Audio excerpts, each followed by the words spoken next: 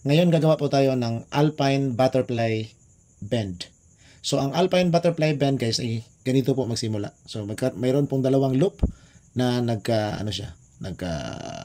naglalambingan. Okay? So ganyan pa siya. So to start, ganito.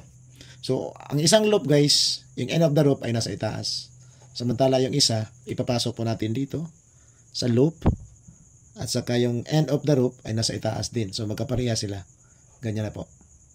Then, ipagtagpuin po natin itong dalawang end of the rope.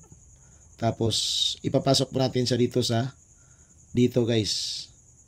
Dito po natin siya ipapasok. Pero sa likuran, banda. So, ganyan. Tali natin sa likod.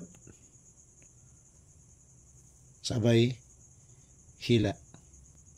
So, ganito lang po guys ang Alpine Butterfly Bend.